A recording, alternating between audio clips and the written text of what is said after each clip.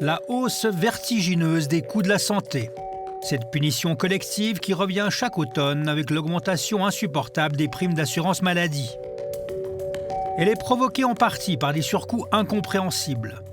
Pour décoder certaines aberrations, rien de mieux qu'un cas particulier. Nous vous emmenons à Valorbe, dans le canton de Vaud. Michael Aymon est de retour du travail. En 2010, il a eu un gros souci de santé. J'ai été diagnostiqué 36 apnées du sommeil par heure, donc c'était pas mal. Et le pneumologue m'a demandé de mettre un appareil comme ça. Et très sincèrement, ça a changé ma vie. Apnée du sommeil, vous oubliez de respirer pendant quelques secondes. Alors c'était pas forcément moi qui le ressentais, c'était surtout mon ami qui était à côté, qui à chaque fois regardait si j'étais toujours en vie. Et concrètement, aujourd'hui, ça a vraiment changé beaucoup de choses? Ça a tout changé. Je le dis souvent, c'est mon meilleur ami. Je l'ai tous les jours, je l'ai toutes les nuits. J'ai envie de dire, une soupape de sécurité pour moi, oui. Je pourrais pas imaginer vivre sans. Dans quelques heures, comme toutes les nuits, Michael Aymon va se brancher sur ce dispositif salvateur de type CPAP. Celui qu'il a sous les yeux est un nouveau modèle livré il y a quelques semaines en remplacement du précédent. Ce n'est pas une machine anecdotique. En Suisse, plus de 150 000 personnes sont concernées. Voilà. La plupart des patients sont locataires de leur machine. Si je me souviens bien, dans les début des années 2010, on était aux alentours d'une centaine de francs par mois. Et là, alors je sais que par contre, récemment, ça a baissé parce que j'avais reçu un décompte, et on est aux alentours de 540 francs par année. Plutôt que de louer l'appareil pour de longues périodes, il n'aurait peut-être pas été idiot de l'acheter. Michael Aymon a-t-il seulement une idée de son prix? Je sais que c'est pas donné, d'après ce qu'on a pu me dire, mais voilà, je sais ce que ça me coûtait au tout départ, je sais ce que ça me coûte aujourd'hui, parce que ça coûte surtout aux assurances. Mais très sincèrement, j'ai tout entendu, j'ai entendu des 1200, 1500, 2500 francs. Franchement, je sais pas, je pourrais pas vous dire. Une simple recherche permet de retrouver l'appareil à toutes sortes de prix, de 500 à 1220 francs, 2 fois moins cher s'il est commandé dans l'Union européenne, mais un dispositif médical acheté à l'extérieur n'est pas homologué par Swissmedic. Vous l'aurez compris, l'appareil est amorti en à peine plus de 2 ans de location, mais les patients le gardent bien plus longtemps. Michael Aymon, par exemple, en loue un depuis plus de 10 ans.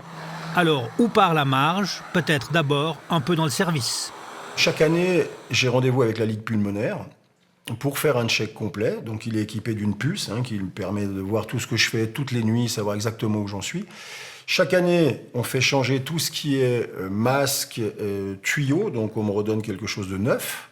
Il regarde s'il est en bon état. S'il est en bon état, c'est reparti pour une année.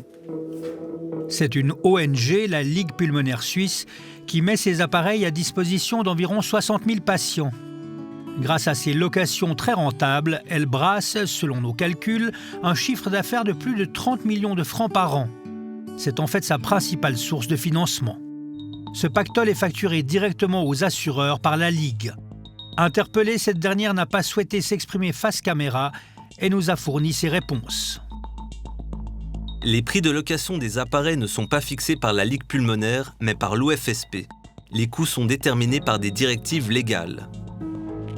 De toute manière, le système de facturation serait actuellement en révision. La Ligue pulmonaire ne souhaite pas s'exprimer publiquement sur le thème de la location des appareils avant que l'OFSP n'ait pris sa décision. Malgré ces explications, le processus de fixation du tarif de location reste flou et les marges énormes. Ces pratiques sont confuses mais légales. Elles renchérissent en tout cas sans raison les coûts pour l'ensemble du système de santé. Nous sommes à Sion où un député a voulu y voir plus clair. Il a déposé une interpellation au Conseil fédéral.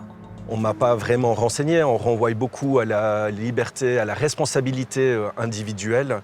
On dit que finalement c'est possible de procéder à l'achat de ces respirateurs, mais c'est de la responsabilité en fait du patient. Et ça ne me satisfait absolument pas. On a un problème de coût dans notre pays, les familles n'arrivent plus à payer leur caisse maladie. C'est la responsabilité, à mon sens, de notre gouvernement, de notre Parlement, de prendre des mesures.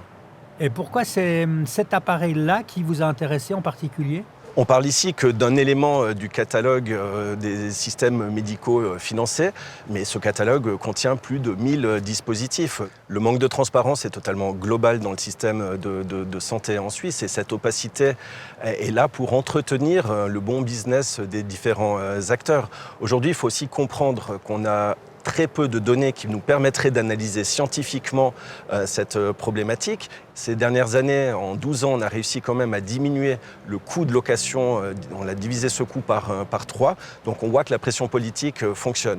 Mais pour l'instant, zéro donnée, zéro possibilité d'analyser le fonctionnement. Et même si les clients étaient incités à acheter l'appareil, il resterait 2 à 3 fois plus cher qu'à l'étranger, comme c'est le cas dans de nombreux domaines. D'ailleurs, d'autres dispositifs comme les stimulateurs cardiaques, les stents pour les coronaires ou encore ces bandelettes pour mesurer l'insuline chez les diabétiques subissent les mêmes variations de prix sidérantes. Ce phénomène bien connu d'îlot de cherté préoccupe le surveillant des prix, pour qui les coûts de la santé sont la priorité numéro 1. On a fait plusieurs enquêtes, on a comparé aussi les prix en Suisse avec les prix à l'étranger. Le résultat était toujours à peu près le même, que chez nous on paye beaucoup plus qu'à l'étranger. Et pourquoi c'est ainsi? Parce que c'est des fautes de réglementation et d'incitation, notamment aussi des barrières à l'importation de fait ou aussi juridiques qui font que chez nous on est visiblement prêt à payer plus qu'à l'étranger. Donc en fait le combat est perdu d'avance. Alors, je pense qu'il faut avoir de la persévérance. C'est une des qualités majeures pour un surveillant des prix. Et des fois, on a quand même des succès. Par exemple, pour la liste des spécialités, il y a déjà eu des baisses, en 2018 par exemple, et d'autres baisses. Il y a maintenant un travail en cours pour réduire encore davantage ces tarifs. Aussi dans d'autres domaines, on a eu des petits succès. Je pense aux tarifs des laboratoires, une baisse de 10% générale. Donc, peu à peu, on s'approche. Mais évidemment, quand je regarde l'augmentation des prix maladie, c'est juste une goutte dans un océan. Pour moi, ce n'est pas un sprint de 100 mètres, mais c'est un marathon. Retour à Valorbe, chez Michael Aymon, qui doit tant à son appareil respiratoire. Si je l'avais pas, cet appareil, d'abord, ça serait un énorme stress pour moi. À un moment donné, si on fait trop d'apnée du sommeil, si le cœur et le cerveau travaillent trop et qu'on n'est pas aidé par ça, je pense que ça fatigue le tout. Oui, vous pouvez faire un infarct, j'imagine, ou un AVC, je pense. C'est un peu grâce à ça que, moi en tout cas, c'est ma sécurité par rapport à ça. Et à long terme, les conséquences sur la santé de l'apnée du sommeil, c'est quoi? La mort, j'imagine. Je sais pas. Changeons d'échelle. Nous sommes maintenant dans le ventre des HUG, les hôpitaux universitaires de Genève. Plusieurs dizaines de camions livrent chaque jour du matériel en flux quasi continu.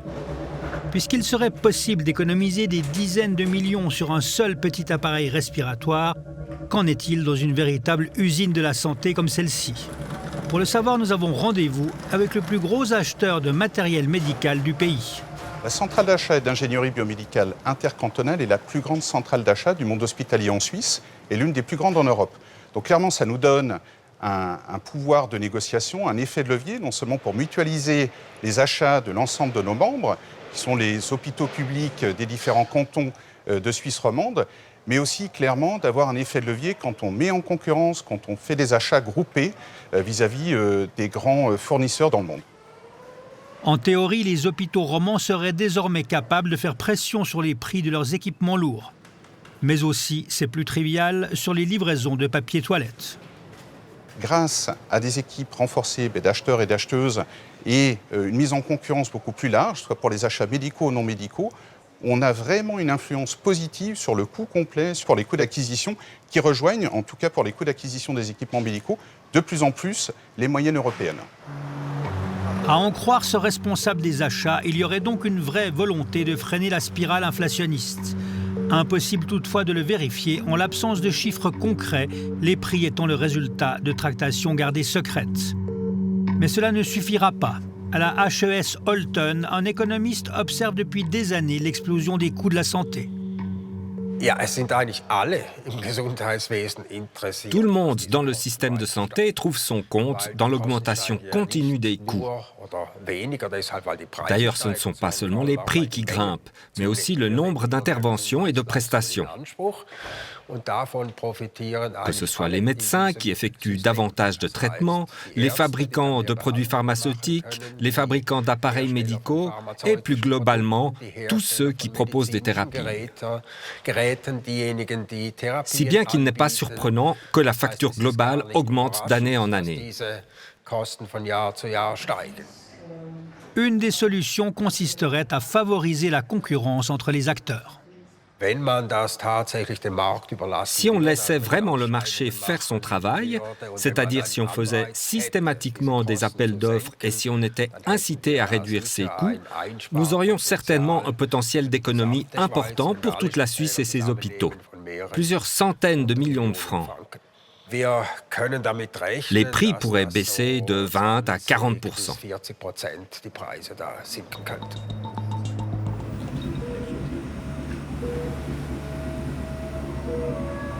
Le scanner dans lequel ce patient semble se prélasser est la toute dernière génération de l'imagerie médicale, installée il y a quelques semaines à peine. Cette machine nous permet de détecter la nature de certains tissus. On peut définir le type de calculs qui sont présents dans les voies urinaires, notamment dans les coliques néphrétiques. On peut détecter également la présence d'œdème osseux dans les fractures qui sont vraiment très subtiles. Et on peut détecter également le dépôt d'acide urique dans les articulations. Et ça, avec l'ancien scanner, c'était juste impossible à le faire. Ce nouvel outil est également capable, pour la première fois, de cartographier en 3 dimensions l'organe vital suprême, le cœur et ses coronaires. Le cœur, il bat, donc ce n'est pas un organe qui est fixe, donc on a besoin globalement de quelque chose de rapide pour pouvoir figer les images et voir s'il y a des rétrécissements et dans beaucoup de cas, éviter un acte invasif comme la coronarographie. En clair, cette machine coûteuse facilite les examens cardiovasculaires. Plus besoin d'introduire du matériel médical dans les artères pour en avoir le cœur net. C'est plus rapide, plus sûr et c'est même moins cher. Contrairement aux apparences, nous ne sommes pas dans un grand hôpital universitaire, mais dans celui de Morges, qui vient d'acquérir ce scanner à plus d'1 million de francs auprès d'une multinationale allemande. Cette machine, elle coûte très cher sur le marché, mais vu qu'on jouait un rôle de vitrine et que c'était une première mondiale, ils ont réduit le prix pour que ce soit accessible pour nous. Un hôpital régional équipé du tout dernier cri, est-ce bien raisonnable ? Chercher à réduire l'augmentation des coûts de la santé en freinant le progrès médical, c'est une bêtise. C'est pas ça qu'on doit faire. Le progrès médical génère des coûts, permet des économies, mais dans le fond, ce progrès médical, il permet d'améliorer la prise en charge des patients et la santé de la population de ce pays. On sait que les progrès de la médecine et les progrès de la recherche en médecine et en biologie ne comptent que pour à peu près 10% dans la santé d'une population. Mais les progrès de la médecine et la recherche en biologie captent 90% des ressources. Alors oui, les Suisses sont en bonne santé, mais les Suisses sont en bonne santé pourquoi ? Parce que c'est un pays avec un niveau de vie assez élevé. Or, on sait que le niveau socio-économique est un déterminant très important de la santé. C'est un pays où le niveau d'éducation est important. C'est un pays où les gens font facilement du sport. Donc ce sont tous ces facteurs-là qui font que la population suisse est en bonne santé. C'est pas la médecine, en fait. Ce constat radical contraste avec les méandres peu transparents du monde de la santé. Mais Brigitte Rorive, qui a longtemps dirigé les finances des HUG à Genève avant de présider le nouvel hôpital Rivière-à-Chablais, va même plus loin.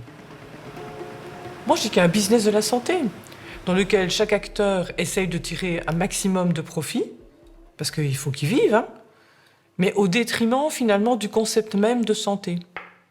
Voilà. Donc on est dans un système où on maximise l'intérêt particulier, les intérêts de chacun, les assureurs, les hôpitaux, les médecins, les pharmas, enfin, tous ceux qui participent, les équipementiers. Mais on oublie là-dedans l'intérêt général qui est la bonne santé de la population. On est payé, et d'autant mieux payé, plus les gens sont malades. C'est ça qui ne va pas dans le système, en fait. C'est pas normal que l'hôpital se frotte les mains quand il y a plus de malades dans la population. Des hôpitaux qui poussent à la consommation parce que c'est rentable. Des examens à double, voire à triple. Le problème est connu depuis longtemps. Mais un hôpital a décidé de s'y attaquer. C'est justement celui de Morges qui vient de soumettre à l'OFSP un projet pilote. Objectif, réduire les coûts en simplifiant la structure. Un des moyens que nous avons eu, ça a été de repenser l'organisation des soins. Nous nous sommes organisés au niveau de cette institution sous la forme d'un réseau de soins coordonnés. Ça veut dire quoi ? Ça veut dire qu'on a cherché à rapprocher la médecine de ville de la médecine hospitalière, à ce qu'ils travaillent mieux ensemble sous une forme intégrée. Aujourd'hui, ce modèle de soins intégré au service d'une région est une première sous cette forme-là en Suisse. Concrètement, cela signifie par exemple que des généralistes de la région morgienne ont accepté de devenir salariés de l'hôpital tout en gardant leurs patients. Ils utilisent les locaux et les moyens de l'hôpital, ce qui évite les actes inutiles. Et ils sont satisfaits. Exemple à Aubonne, un des points de ce réseau régional. Parfait. J'ai effectivement exercé à 200 mètres d'ici dans mon cabinet pendant 20 ans. Et puis, il y a 4 ans, ce centre médical a été rénové, modernisé. Et l'ensemble hospitalier de la Côte nous a invités, les médecins d'Aubonne, à le rejoindre. Pour moi, l'avantage, c'est que maintenant, je ne suis plus un médecin, comme vous dites, de ville ou de campagne qui doit entrer dans le réseau pour faire des demandes. Je suis dans le réseau. Je tutoie maintenant tous les spécialistes qui travaillent à l'EHC. Donc, ça a renforcé, si vous voulez, mon lien. Et c'est devenu beaucoup plus fluide avec les systèmes, disons, électroniques d'échange des données qu'on a ici développés à l'EHC. Donc ça, c'est un énorme avantage pour la communication et la coordination. C'est à peine un peu trop élevé. Peut-être ça serait bien que vous puissiez la contrôler aussi un petit peu à la maison. Avant, on passait pas mal de temps à trouver un spécialiste disponible, disons, savoir s'il faut hospitaliser la personne ou bien si on peut la traiter encore ambulatoirement. Je pense qu'on évite certaines fois le recours à l'hôpital, qu'avant, quand j'étais tout seul et que c'était 5h30 le soir, sans solution, j'envoyais la personne à l'hôpital. Et puis après, c'était les urgences qui se débrouillaient. Le système de santé en Suisse coûte 90 milliards de francs par an, ou plutôt il brasse un chiffre d'affaires de 90 milliards, bientôt le premier secteur économique du pays. Les tentatives sincères de contenir les coûts sont si rares qu'il est peut-être temps de s'inspirer de modèles qui ont fait leurs preuves ailleurs. Le Danemark, par exemple, a fait une réforme en profondeur de son système de santé. Ils avaient, il y a encore 10 ans d'ici, quasiment le même nombre d'hôpitaux qu'en Suisse, presque 200 hôpitaux de soins aigus. Ils ont réduit à 70 et maintenant ils ont un projet à 21, ils appellent ça les super hospitals, de soins aigus. De soins aigus. Ils ont mis les hôpitaux à la périphérie du système, c'est-à-dire en tout dernier recours. Et puis ils ont développé la médecine de proximité, la médecine communautaire, la prise en charge à la santé dans les lieux de vie, etc. Mais pour ça, il faut que tout le monde se mette d'accord. Il y en a toujours un qui n'est pas d'accord, en fait, c'est ça le problème. Et les lobbies sont quand même très puissants. La Suisse compte encore une centaine d'hôpitaux généralistes, moitié moins qu'il y a 15 ans. Si elle suivait l'exemple danois et en tenant compte de la différence de population, une trentaine lui suffirait. Le débat ne fait que commencer.